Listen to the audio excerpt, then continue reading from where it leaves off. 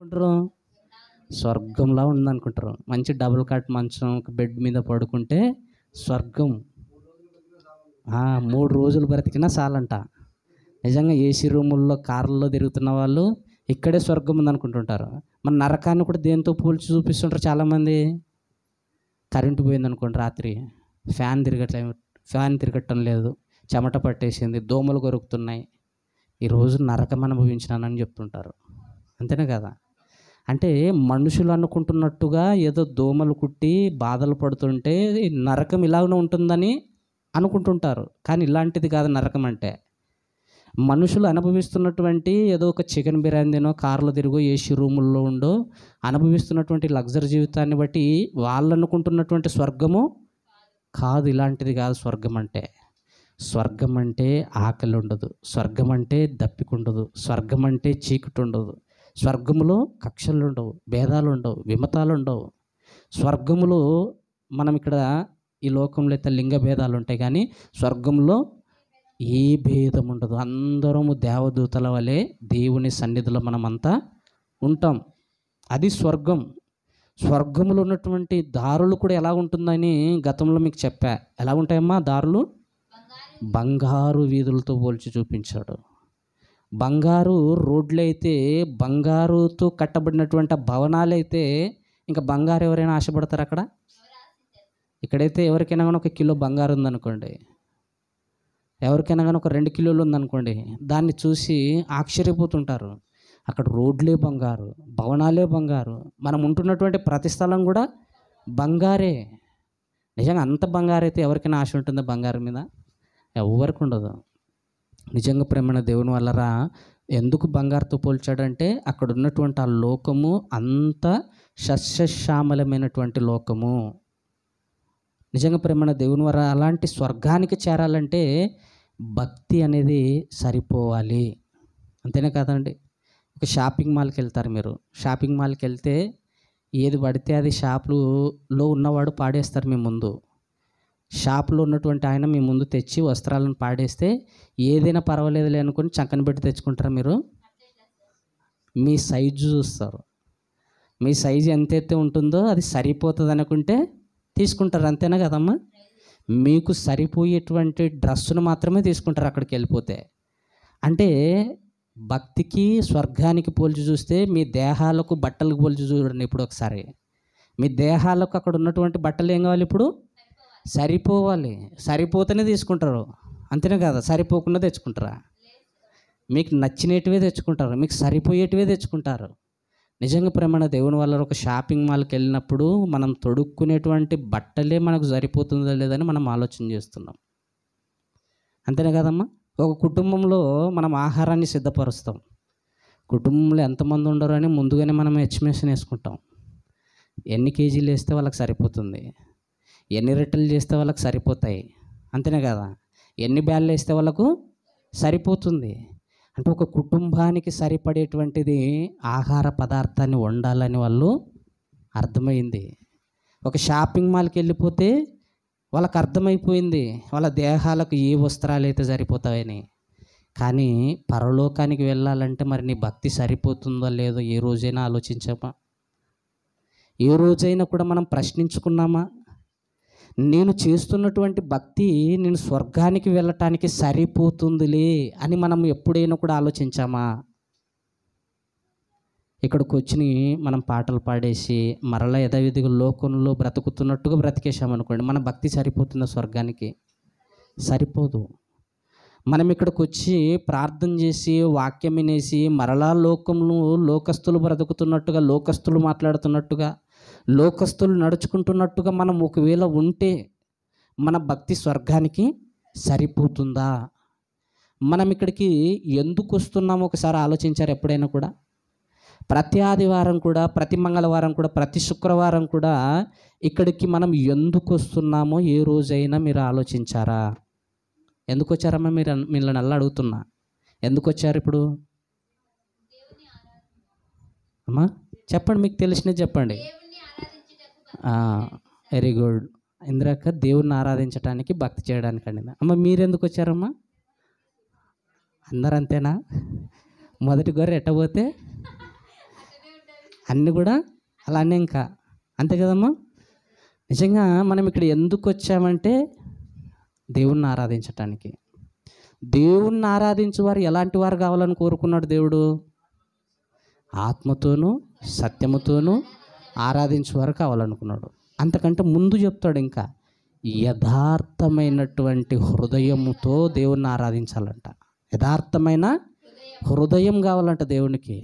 యథార్థత అంటే కపటము లేనటువంటి హృదయం, కక్షలు లేనటువంటి హృదయం, మనుషులపైన పగలు లేనటువంటి హృదయము మనుషుల్లో నుండి దేవుణ్ణి ఆరాధించటానికి రావాలా. అంతేనమ్మా. మన హృదయం మన మీద దోషారోపణ చేయకూడదు. పలాని వారి మీద నాకు కక్ష ఉందండి, పలాని వారి మీద నాకు సమాధానం లేదండి, పలాని వారి మీద నాకు ఒక సరైనటువంటి భావన లేదని మనం ఇక్కడ వచ్చి కూర్చొని ఆరాధన చేయకూడదు. మనలో ఎలాంటి కల్మషము లేకుండా వచ్చి ఇక్కడ యథార్థంగా దేవుణ్ణి ఆరాధించే వారిగా మనం ఉండాలి. అప్పుడే మన భక్తిది స్వర్గానికి సరిపోతుంది. నిజంగా ఇక్కడికి మనం ఎందుకు రావాలంటే, ఎందుకు వచ్చి కూర్చున్నామంటే స్వర్గానికి చేరటానికి మనం రావాలి ఇక్కడికి. ఎందుకు రావాలమ్మా? ఏమైనా బంగారు సంపాదించుకోనికి వచ్చారా ఇక్కడికి? ఏమైనా డబ్బును సంపాదించుకోవటానికి వచ్చారా ఇక్కడికి? దేనికోసం వచ్చారు మరి ఇక్కడికి? స్వర్గాన్ని సంపాదించుకోవాలా, పరలోకాన్ని సంపాదించుకోవాలా. అంతకంటే గొప్ప లోకం ఇంకా ఏది కూడా లేదు. చదువుకున్నారు కదండి, ఇందాకనే మనము ఉత్తర ప్రత్యుత్తర వాక్య భాగంలో చదువుకున్నాం. ఏమని చదువుకున్నాం? బంగారు కంటెను, అపరంజి కంటెను, వెండి కంటెను, నిజంగా వజ్రాల కంటెను, వైడూర్యాల కంటెను, ముత్యముల కంటెను నువ్వు ఇచ్చిన ధర్మశాస్త్రం చాలా గొప్పదయ్యా అంటున్నాడు అన్నమాట భక్తుడు. నిజంగా దేవుని యొక్క మాటలు అంతా గొప్ప మాటలు. ఈ మాటలు విన్నటువంటి మన బ్రతుకులు ధన్యమైపోతాయి, మన జీవితాలు బాగుపడతాయి. మన జీవితాలను ఈ వాక్యం అనేది స్వర్గంలోనికి నడిపిస్తుంది. అందుకే చదవబడిన వాక్య భాగాన్ని చూస్తే తిమోతికి అపొస్తలుడైన పౌలు గారు ఏమని చెప్తున్నాడమ్మ అక్కడ 11వ వచనంలో?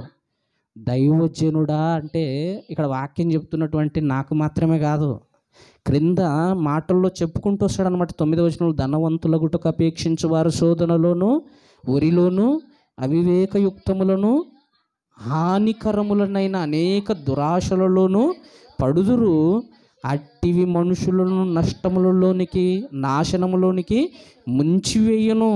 ఎందుకనగా ధనాపేక్ష సమస్తమైన కీడులకు మూలము, కొందరు దాన్ని ఆశించి విశ్వాసము నుండి తొలగిపోయి నానా బాధలతో తమ్మును తామే పొడుచుకునిరి అంటున్నాడు అనమాట. నిజంగా ధనాన్ని సంపాదించుకొని అపేక్షించేటువంటి వాళ్ళు నిజంగా ధనం ఉంటే సరిపోతుందిలే అనుకుంటుంటారు చాలామంది, డబ్బు ఉంటే సరిపోతుందిలే అనుకుంటుంటారు చాలామంది, ఐశ్వర్యం ఉంటే సరిపోతుందిలే అనుకుంటుంటారు చాలామంది. ఐశ్వర్యముతో మనం స్వర్గాన్ని సంపాదించలేము, ధనముతో మనం పరలోకాన్ని సంపాదించలేము. దేనితో మనం పరలోకాన్ని సంపాదించవచ్చని దేవుని వాక్యం సెలవిస్తుందంటే కింద 11వ వచనంలో చెప్తున్నాడు, దైవజనుడా నీవైతే వీటిని విసర్జించి, వేటిని పైన చెప్పుకుంటూ వచ్చినాడు అనమాట, ధనం గురించి చెప్పుకుంటూ వచ్చినాడు. వాటన్నిటిని మనము విసర్జించి నీతిని, భక్తిని, విశ్వాసమును, ప్రేమను, ఓర్పును, స్వాత్వికమును సంపాదించుకున్నట్టుకు ప్రయాసపడుము అంటున్నాడు. ప్రేమన దేవుని వల్లరా నీతిని సంపాదించుకోవాలంట. నీతి మరణము నుండి ఏం చేస్తుందంట? మనలను రక్షిస్తుందంట. నీతి అనేది మరణంలో నుంచి రక్షిస్తుందంట. ఏ మరణంలో నుంచి రక్షిస్తుందమ్మా నీతి?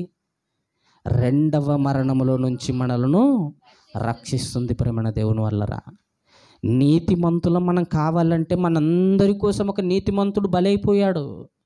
ఆ నీతిమంతుని ఒప్పుకొని నువ్వు ఆ నీతిమంతుని యొక్క ఆయనలో ఉన్నటువంటి ఆ నీతి క్రియలన్నీ నీ మీద పడినప్పుడే, ఆయన సుగుణాలన్నీ నీలోనికి వచ్చినప్పుడే నువ్వు నీతిమంతుడవుతావు. అంతవరకు మనం నీతిమంతులము కాలేము. మనం పుణ్యకార్యాలు చేసిన నీతిమంతులం కాలేము. మనం ఒకవేళ అన్నదానాలు చేసిన మనం నీతిమంతులము కాలేము. గోదానాలను చేసిన మనం నీతిమంతులము కాలేము. నిజంగా వస్త్రదానాలు చేసినా కానీ మనం ఈ భూప్రపంచంలో ఏ దానాలు చేసినా కూడా మనం నీతిమంతులం కాలేం మనందరి కోసం పుణ్యదానం చేశాడు, ప్రాణదానం చేశాడు. ఆ యేసు ప్రభుల వారిని నువ్వు ఒప్పుకొని బాప్తిసం తీసుకున్నప్పుడు నువ్వు నీతిమంతుడవుగా పిలువబడతావు, నువ్వు నీతిమంతురాలుగా పిలువబడతావు. అలాంటి నీతిని మనం సంపాదించుకోవాలంట, ఆ నీతిని మనము కలిగి ఉండాలంట. నీతిని ఇంకేమంటున్నామా, భక్తిని, విశ్వాసమును, ప్రేమను, ఓర్పును, సాత్వికం. ఎన్ని ఉన్నాయమ్మా ఇక్కడ? నీతి ఒకటి, భక్తి ఒకటి, విశ్వాసం ఒకటి, ప్రేమ ఒకటి, ఓర్పు ఒకటి, సాత్వికం ఒకటి. నిజంగా ఒకసారి ఆలోచించండి. భక్తి గురించి ఆలోచన చేస్తే రోజు మనుషులందరూ కూడా ఎంతమ్మా, ప్రపంచ జనాభా ఎంతమంది? 900 కోట్ల మంది అంటున్నారు. అందులో మరి క్రైస్తవులు అయితే మరి 350 కోట్ల మందికి పైన ఉన్నారంటున్నారు. ప్రతి ఒక్కరు కూడా మరి ఆదివారాలు చర్చిలు నిండిపోతున్నాయి. వాళ్ళని చూసి పండగ రోజుల్లో కూడా మాట్లాడేటువంటి మాట ఏంటంటే భక్తి శ్రద్ధలతో క్రిస్మస్ను ఆరాధించరని మాట్లాడుతుంటారు. నిజంగా మరొక రంజాన్ పండుగను, బక్రీద్ పండుగ రోజు చూస్తే ముస్లిమ్స్ వారి గురించి చెబుతూ ఉంటారు న్యూస్ల్లో కూడా. వాళ్ళు కూడా భక్తులు ఈరోజు ఎలా ఆరాధించారని చెప్తుంటారమ్మా, భక్తి శ్రద్ధలతో. అంటే వాళ్ళని భక్తులు అన్నారు, క్రైస్తవులను భక్తులు అన్నారు, ఇంకా హైందవులను కూడా. పండగ దినాల్లో చూడండి ఒకసారి, పండగలో వాళ్ళు కిక్కిరిచిపోతున్నారని లైన్లో నిలబడి దర్శనం కోసం వాళ్ళను ఉద్దేశించి కూడా మాట్లాడుతుంటారు. భక్తులు శ్రద్ధలతో, భక్తి శ్రద్ధలతో కిక్కిడిచిపోయారని వాళ్ళ గురించి అంటే ఎక్కడ చూసినా కూడా భక్తులే, ఎక్కడ చూసినా కూడా భక్తులే. నిజంగా మరి ఎన్ని నేరాలు ఎందుకు జరుగుతున్నాయి, ఇన్ని ఘోరాలు ఎందుకు జరుగుతున్నాయి, ఇన్ని పాపాలు ఎందుకు జరుగుతున్నాయి, మనుషులు ఇంత అక్రమాలు ఎందుకు జరుగుతున్నాయి?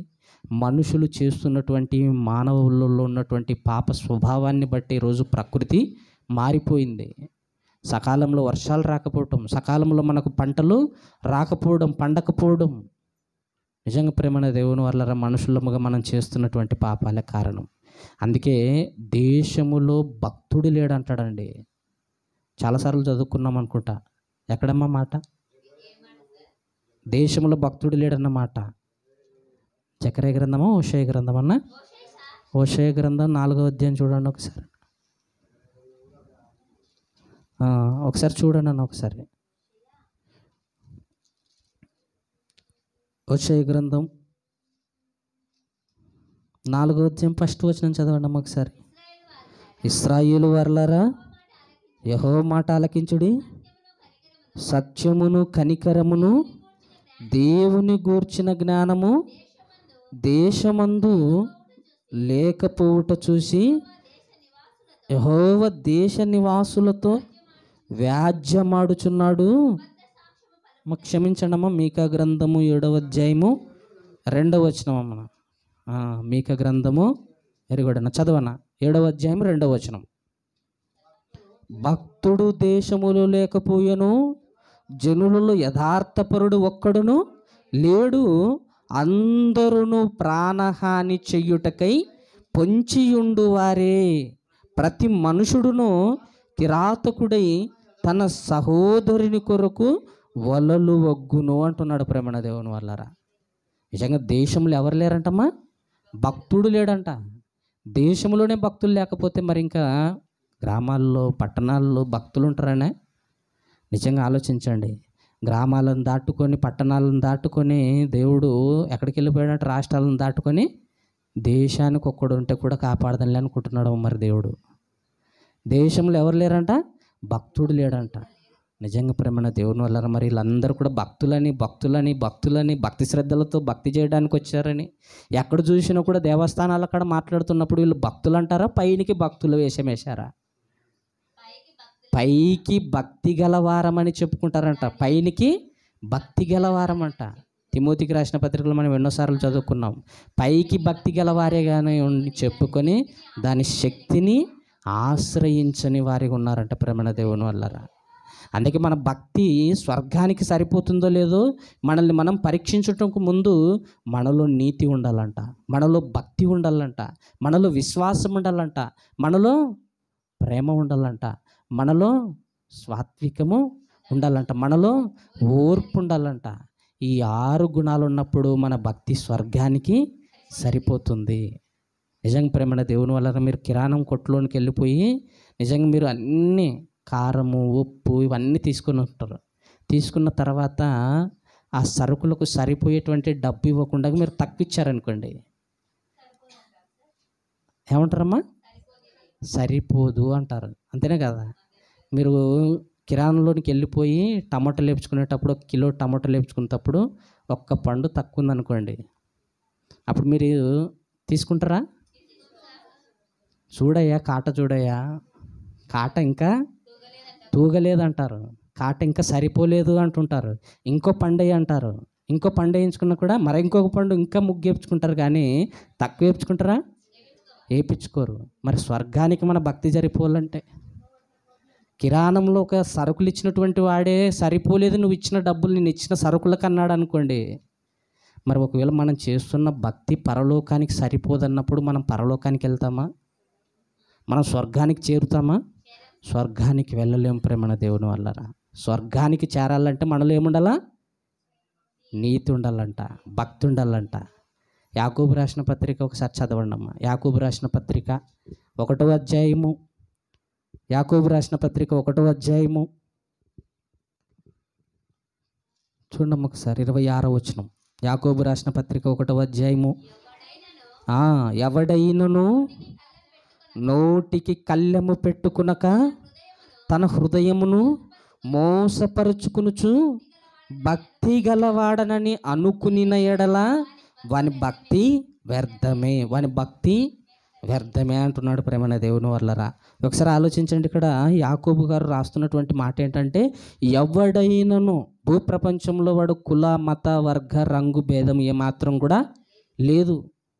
నిజంగా ప్రేమణ దేవుని వల్ల ఎవడైనను చదవడం, నోటికి కళ్ళెము పెట్టుకునక తన హృదయమును మోసపరుచుకునుచు భక్తి గలవాడనని చెప్పుకునుచు అనుకునిన ఎడల వాని భక్తి వ్యర్థమే అని చెప్తున్నాడు ప్రేమణ దేవుని వల్ల. అక్కడ ఏమంటున్నాడు? నీతిని సంపాదించుకోవాలంటున్నాడు, నీతి కోసం ప్రయాసపడమన్నాడు, భక్తి కోసం మనము ప్రయాసపడాలంట. అంటే మనం భక్తి పరులమని మనం పిలిపించుకోవాలంటే, భక్తులం అనిపించుకోవాలంటే ముందు మనం మాట తీరు ఎలా ఉండాలి? మంచిగా ఉండాలంట. నోటికి ఏం పెట్టుకున్నామంటున్నాడు? కళ్ళెం పెట్టుకోవాలంట. నోటును అదుపు చేసుకోలేకపోతే భక్తులు అంటారా? అన్నారు ప్రేమణ దేవుని వల్ల. నోటిని మనం కంట్రోల్లోకి తీసుకోవాలి. నోరుని మనం కంట్రోల్ తీసుకోకపోతే ఈ నాలుక అనేది ఏం చేస్తుందంట? సర్వ లోకానికి చిచ్చు పెడుతుందంట. అంటే నాలుక అనేది చిన్న అవయవమైన కూడా ఏం చేస్తుందంట? ఈ నాలుక ద్వారా మనము 3వ అధ్యాయంలోనే ఉంటుందమ్మా, యాకోబు 5వ వచనంలో ఉంటుంది అక్కడ. అలాగుననే నాలుక కూడా చిన్న అవయవమైన కూడా బహుగా దిరుపడును. ఎంత కొంచెము నిప్పు ఎంత విస్తారమైన అడవిని తగలబెట్టునో నాలుక అగ్ని అయి, నాలుక మన అవయవములలో ఉంచబడిన పాప ప్రపంచమై సర్వ శరీరమునకు మాలిన్యమును కలగజేయచ్చు, ప్రకృతి చక్రమునకు చిచ్చు పెట్టును. అది నరకము చేత చిచ్చు పెట్టును, అది నరకము చేత.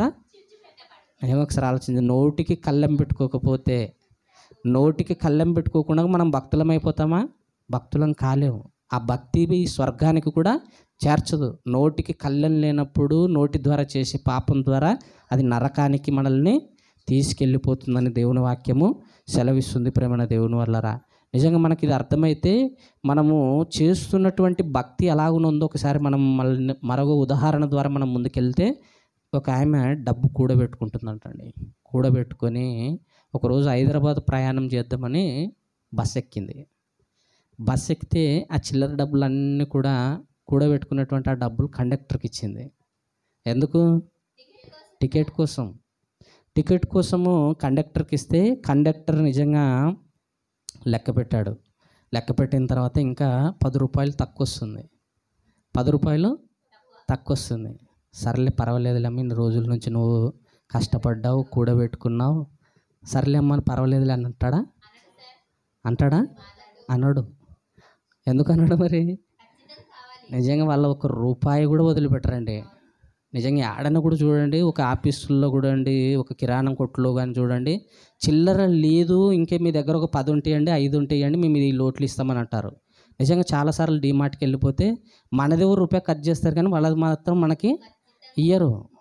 నిజంగా ఎలాంటి వారు వాళ్ళు ఒకసారి ఆలోచించండి. నిజంగా మనం కండక్టర్ గారు కూడా ఇప్పుడు కూడా 10 రూపాయలు తక్కువ ఉందిలే, సర్లేమ్మా పాపంలేమ్మా నువ్వు ఇంతవరకు కూడబెట్టినావులే అని వదిలిపెట్టలే. చిల్లర సరిపోలేదమ్మా, నువ్వు ఇచ్చిన డబ్బు నువ్వు దిగి వెళ్ళిపోమ్మా అన్నాడు. అంటే ఇప్పుడు మనం చేస్తున్నటువంటి భక్తి పరలోకానికి కన్నా మనకు సరిపోకపోతే దేవుడు ఏమంటాడమ్మా ఇప్పుడు మరి? సర్లే పాపం లేడమ్మా, మీరు ఇన్ని రోజుల నుంచి వచ్చారు, మరి మందిరం తుడిచారు, పాటలు పాడారు, మరి ప్రార్థనలు చేశారు, సువార్తలకు వెళ్ళారు, ఏదో లేదు ఒక్కరి పొరపాటు వెళ్ళి అనుకొని చేర్చుకుంటాడా? దేవుడు చాలా న్యాయమైనటువంటి కొలబద్ధంతో కొలుస్తాడు దేవుడు. మీరు ఎట్టి కొలత కొలుస్తారో అదే కొలతతో కొలవబడును అంటాడు అనమాట. నిజంగా మనం మంచి విత్తుకోవడం అంటే మంచే కోసుకుంటాం, మనం చెడు నిత్యమంటే చెడే కోసుకుంటాం. దేవుడు చాలా న్యాయవంతమైనటువంటి దేవుడు, ప్రేమ దేవుని వల్లరా. నిజంగా దేవునికి తారతమ్యము ఎంత మాత్రం కూడా లేదు. మోషే భూమి మీద ఉన్న వారందరికంటే మిక్కిలి సాత్వికుడు. ఒక్క విషయంలో పొరపాటు చేశాడు. నువ్వు బండ దగ్గరికి వెళ్ళిపోయి మాట్లాడమంటే బండను ఏం చేస్తాడు? కొట్టాడు. కొట్టడం కాకుండా మరలా ముందేమన్నాడు? ద్రోహులారా అంటాడు అనమాట. ఇజ్రాయేల్ ప్రజల్ని ఏమంటాడమ్మా? ద్రోహులారా అన్నప్పుడు విడిచిపెట్టాడండి మోషేని.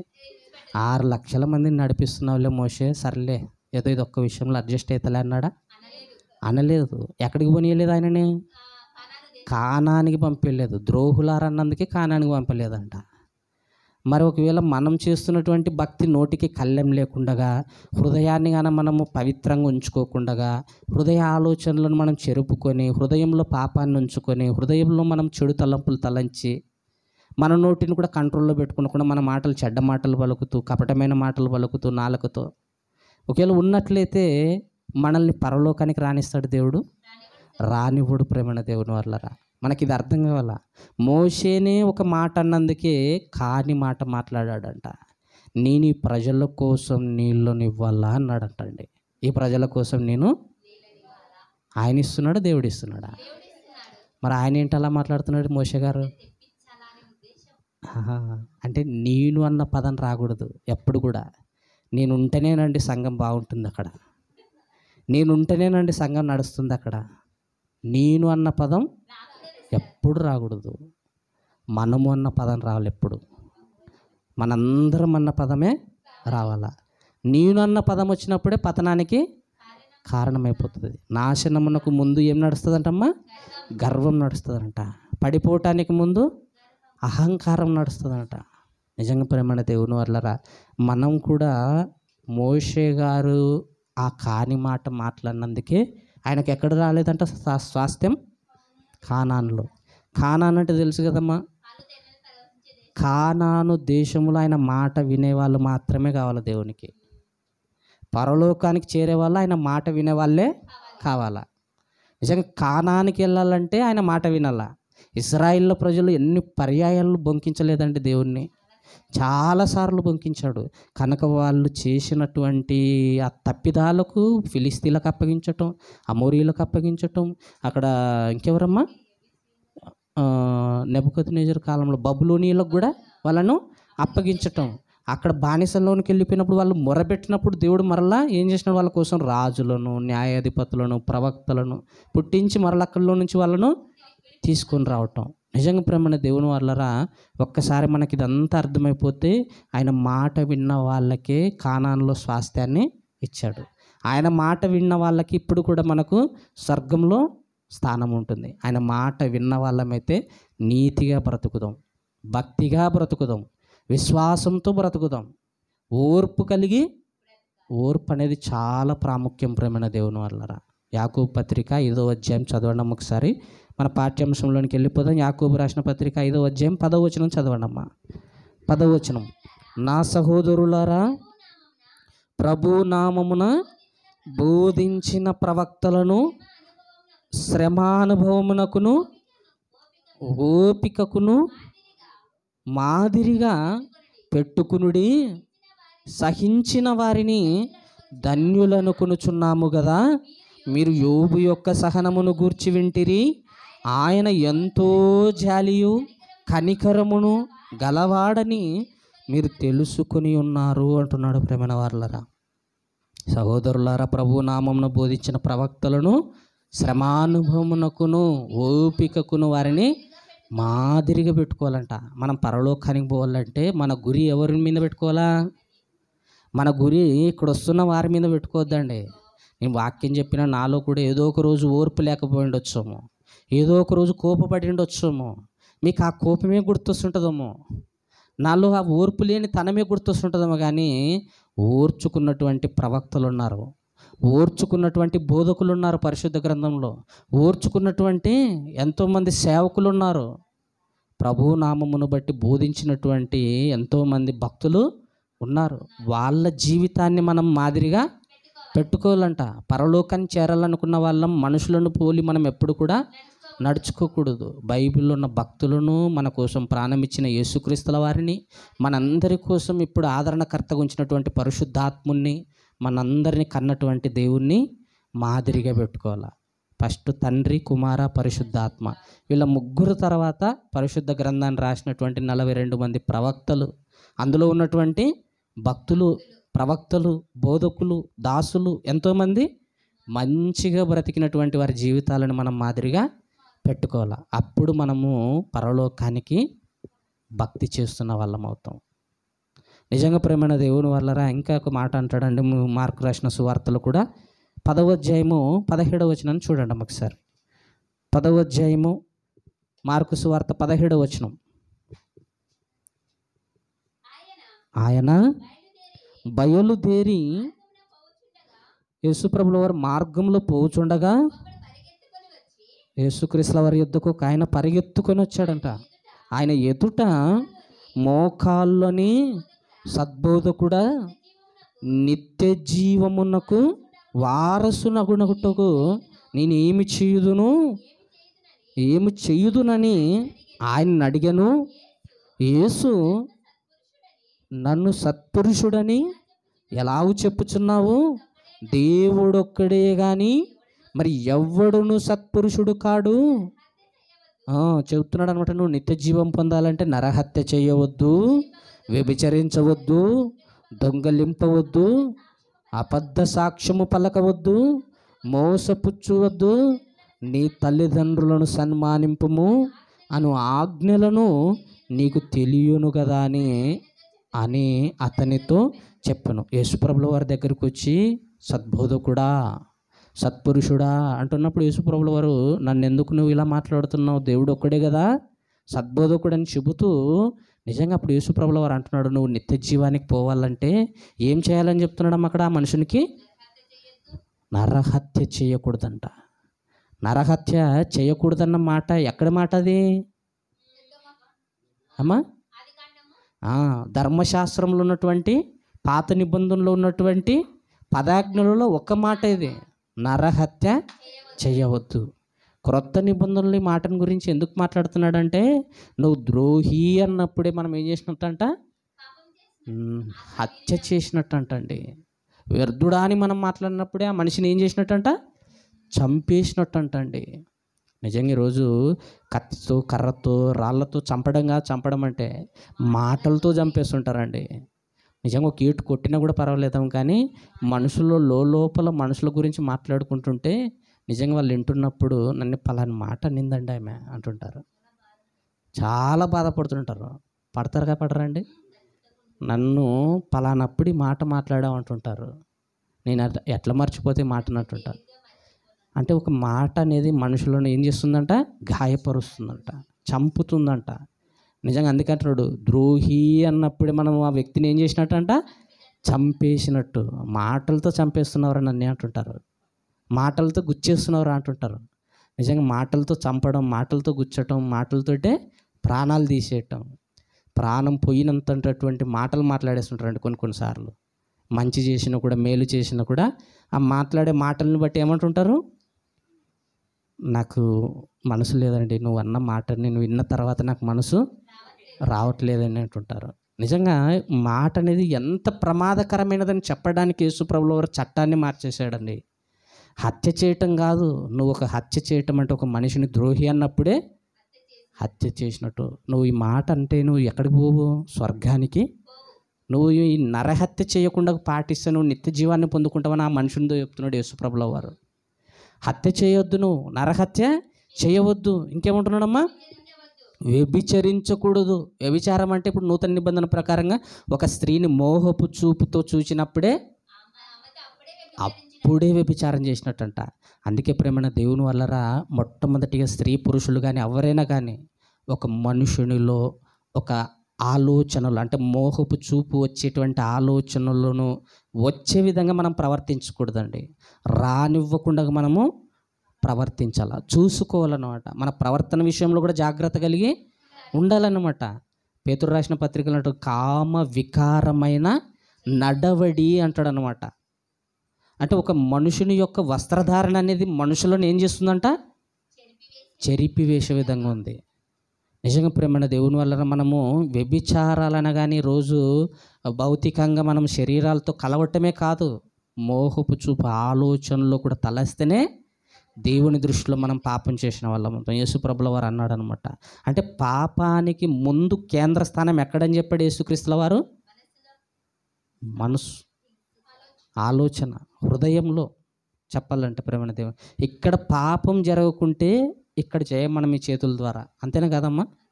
ముందు ఈడ నిశ్చయించుకోవాలా. ఈడ నిశ్చయించుకున్నప్పుడే దేన్నైనా కూడా మనము చేస్తాం. హృదయం ఎక్కడ ఉంటుందని, ధనం ఎక్కడ ఉంటుందని హృదయము అక్కడే ఉంటుంది అంటాడు అనమాట. అదేగా హృదయంలో మనం పాపం జరగకుండా చూసుకోవాలి. అందుకే చెప్తున్నాడు వ్యభిచరింపకూడదు, దొంగలించకూడదు, ఇంకేమంటున్నాడమ్మా? అబద్ధ సాక్ష్యం పలకకూడదు, మోసపుచ్చకూడదు, నీ తల్లిదండ్రులను సన్మానింపము. ఇవన్నీ చేస్తే నిత్య జీవం వస్తుందమ్మా? తప్పనిసరిగా వస్తుంది. ఇవన్నీ చేసే వాళ్ళు ఉన్నారా ఇప్పుడు భూమి మీద? ఒకసారి ఆలోచించండి. హత్య చేయని వాళ్ళు ఎవరైనా ఉన్నారా? ఒక మనిషిని ద్రోహి అనకుండా ఉన్న వాళ్ళు ఉన్నారా? మనసులో పాపం చేయకుండా ఉన్నారా ఎవరైనా కూడా? మంచి మనసుతో ఆలోచించే వాళ్ళు ఉన్నారా సమాజంలో? అబద్ధ సాక్ష్యాలు పలకని వాళ్ళు ఉన్నారా? సార్ మేము ఏ అబద్ధం కూడా చెప్పాం సార్ అన్న వాళ్ళు ఉన్నారా? ఎన్నో అబద్ధాలు చెప్పొస్తుంటారు. మరి మనకు పరలోకం వస్తుందా? నీ భక్తి స్వర్గానికి సరిపోతుందా? అక్కడ ఉన్నటువంటి ఆ మనిషిని భక్తి ఇవన్నీ పాటిస్తున్నాడని చెప్తున్నప్పటికీ యేసుక్రీస్తుల వారు ఏమనుంటాడమ్మా కింద?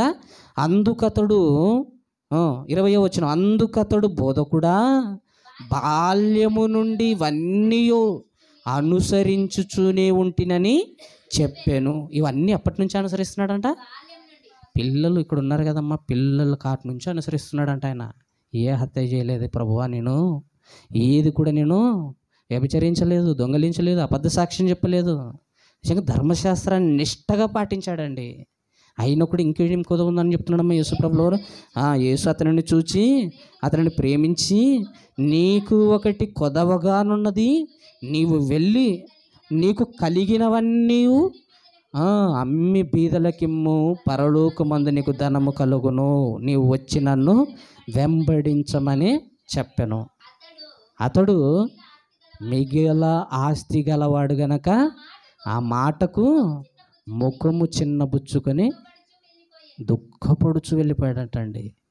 ఆస్తిలో సగం ఇస్తే ఏం పోయిందండి? నిజంగా మొన్న ఒక స్టేట్మెంట్ చూశానండి సోషల్ మీడియాలో. మరి చాలామంది మీరు చూశారో లేదో కానీ నిజంగా ఒక అతను ఆయనకు ఉన్నటువంటి ఆ ధనములో సగం ధనాన్ని భారతదేశానికే ఇస్తానన్నాడంటండి. సగం ధనాన్ని, నా దగ్గర ఎంత ఉందో అంతలో నేను సగాన్ని భారతదేశానికి పంచిపెడతానని నిజంగా స్టేట్మెంట్ చూశానండి.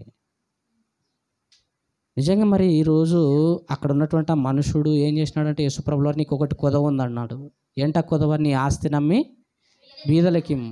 బీదలకు ఇవ్వటానికి ఆయనకు మనసు రాలేదు. ఆస్తి కలిగిన వాడు పరలోక రాజ్యానికి వెళ్తాడమ్మా? నిజంగా ఒకసారి ఆలోచించండి. కింద మనం ఎన్నోసార్లు కూడా చదువుకున్నాం, ధనవంతుడు పరలోక రాజ్యం పోవటం దుర్లభం.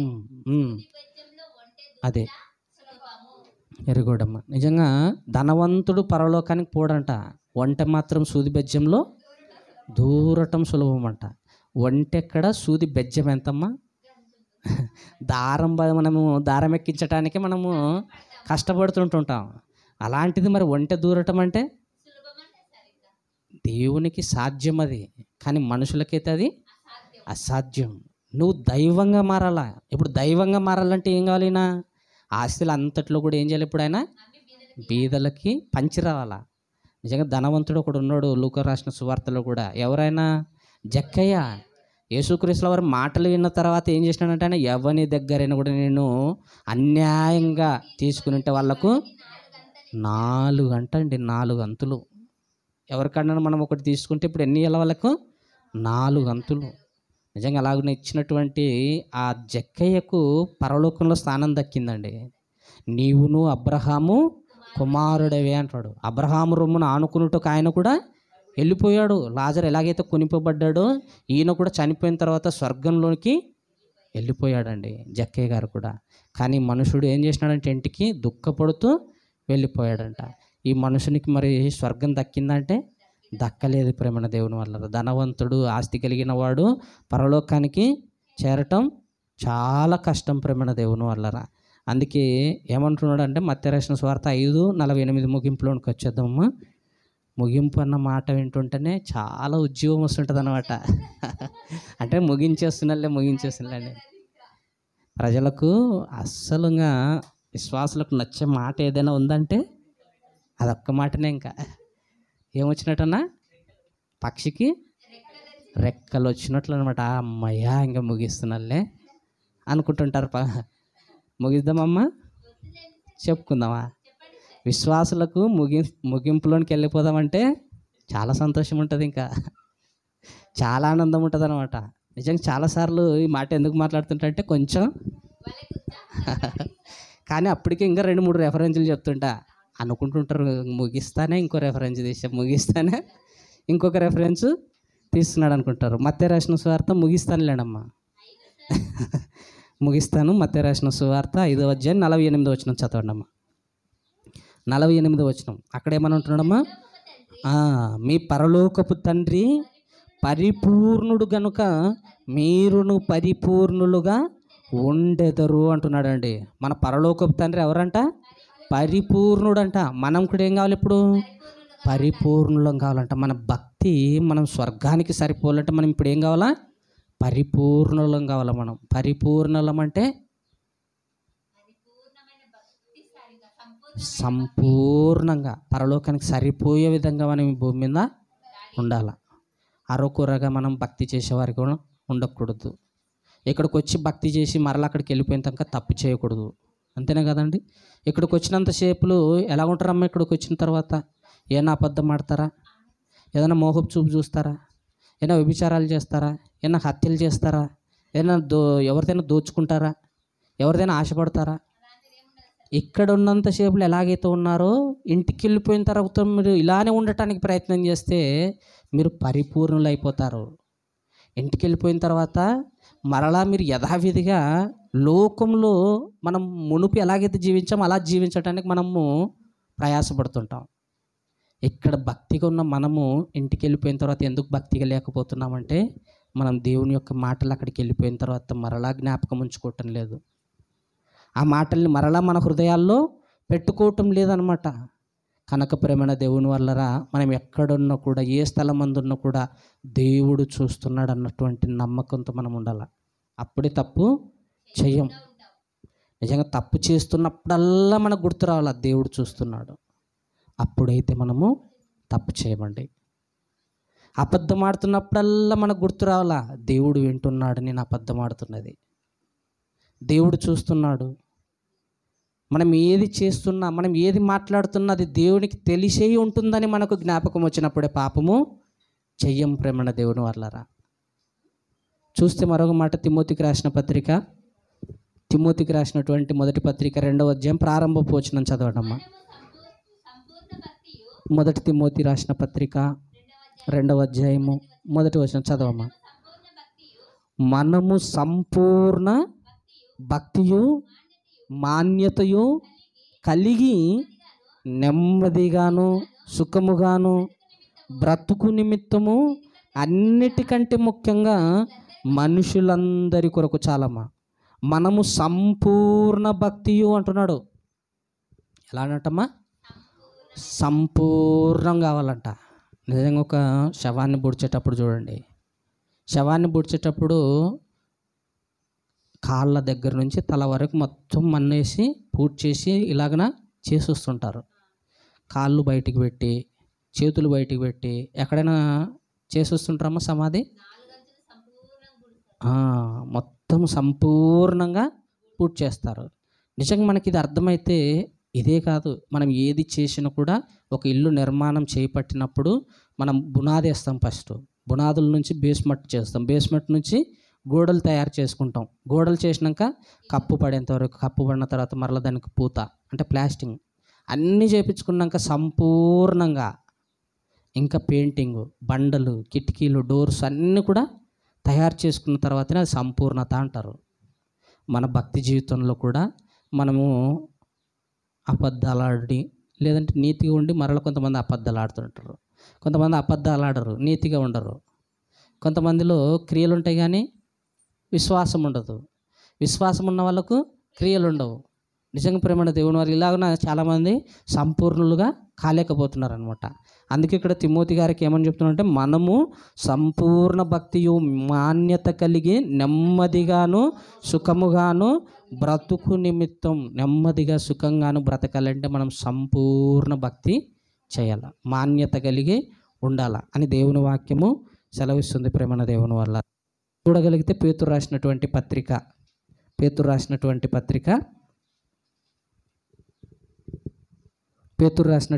రెండవ పత్రిక 3వ అధ్యాయము 12వ వచనం నుంచి చదవండమ్మా. 12వ వచనాన్ని చదవండమ్మా. పేతురు రాసిన 2వ పత్రిక 3వ అధ్యాయము 12వ వచనమ్మా, చదవమ్మా. చదవమ్మా. అదేలేమ్మా. దేవుని దినపు రాకడ నుంచి అని చదవమ్మా. దేవుని దినపు రాకడ కొరకు కనిపెట్టుచు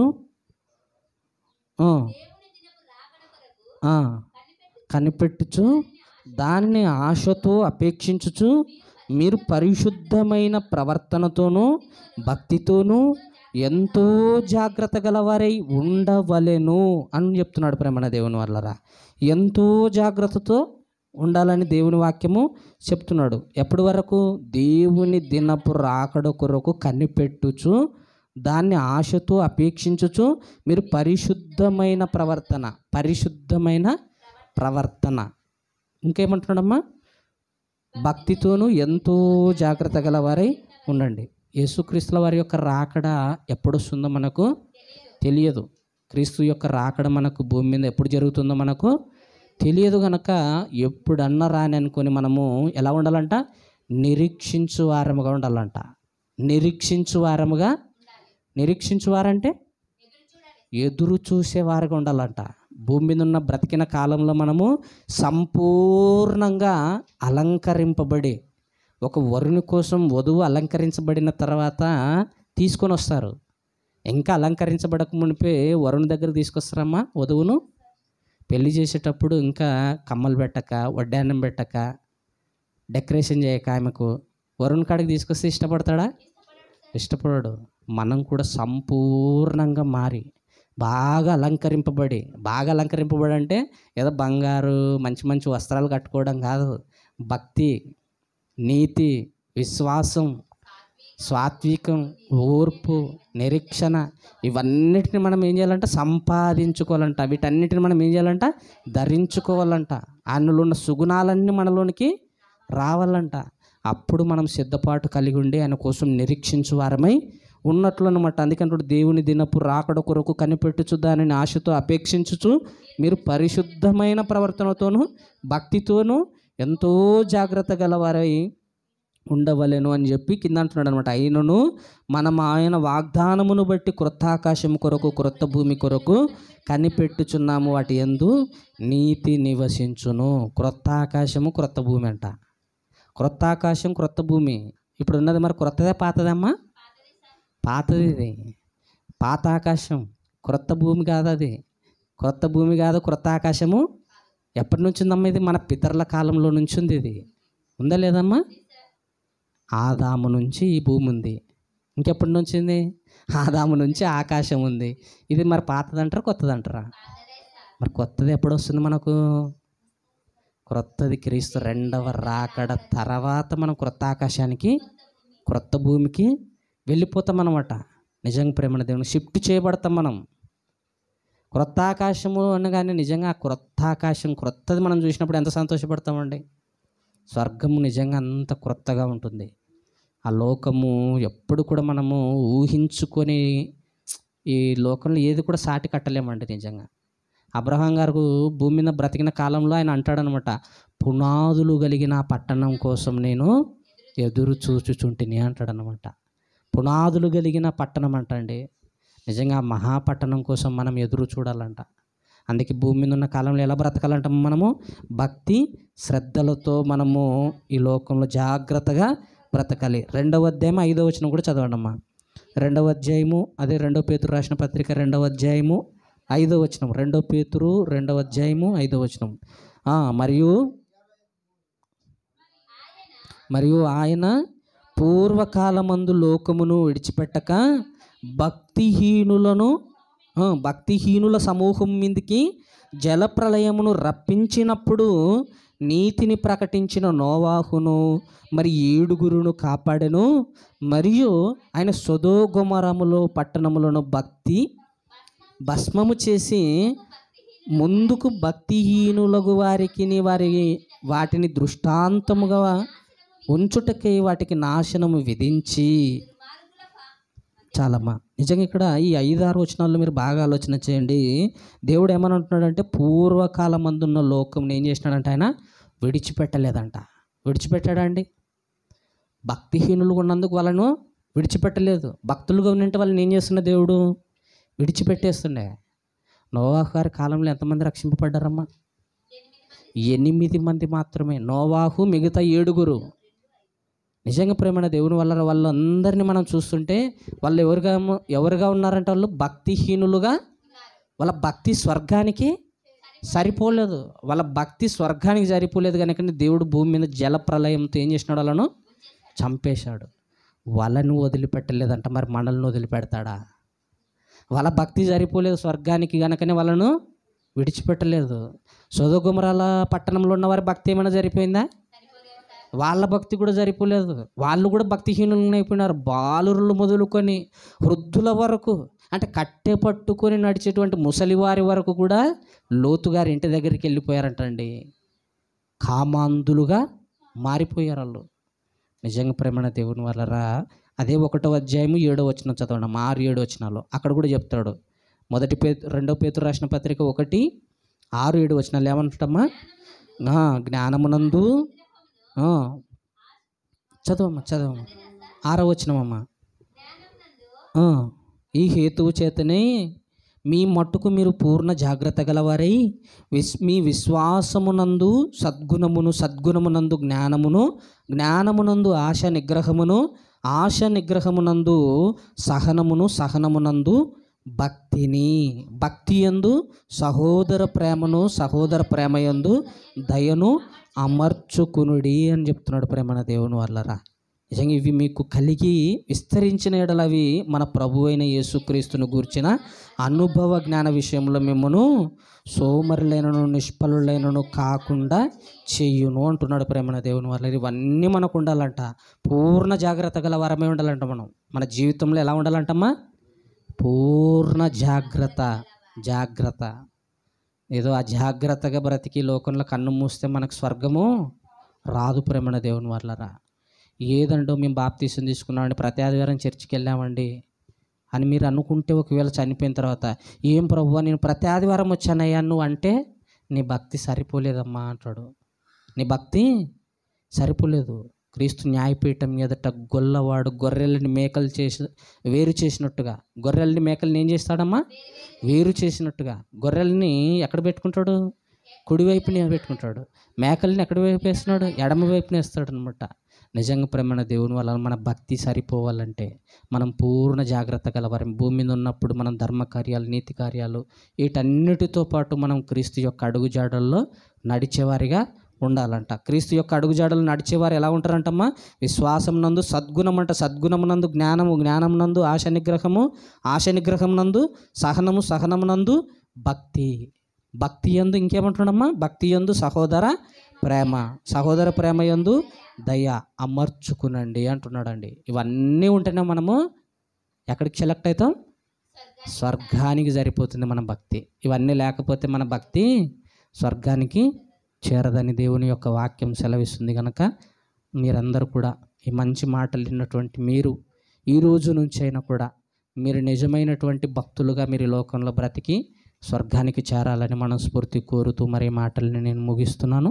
చిన్న ప్రార్థన చేసుకుందాం. తలలోంచినట్లయితే చిన్న ప్రార్థన చేసుకొని ముందున్న సమయంలో ప్రభు బలారాధన కార్యక్రమాన్ని జరిగించుకుందాం. పరలోకమందున్న మా నాయన, జీవం కలిగిన మా తండ్రి, పరిశుద్ధుడా, ఇంతవరకు భక్తి అనేది నా తండ్రి నాయన మీకు ఇష్టమైనటువంటి భక్తి చేయాలని తండ్రి, మీకు నచ్చేటువంటి భక్తి చేయాలని తండ్రి మా నుంచి మీరు కోరుకుంటున్నారు దేవా. ఈరోజు భక్తి పేరుతో ఎంతోమంది నాయన మోసాలు చేస్తున్నారు. భక్తి పేరుతో నాయన ప్రజలను తండ్రి మభ్యపెడుతున్నారు నాయన. భక్తి పేరుతో మోసపోతున్నారు నాయన.